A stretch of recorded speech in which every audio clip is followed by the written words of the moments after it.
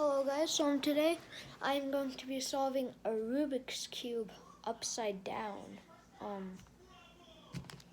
Okay, as you can see I'm already upside down. So yeah, now it's which cube to choose from. It's like I'm doing the 3x3. I'm the original.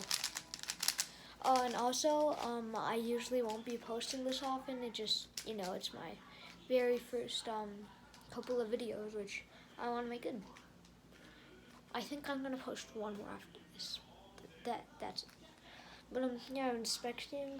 Oh my god, it feels so weird flying. Okay, let's go. How is the Rubik's Cube not falling?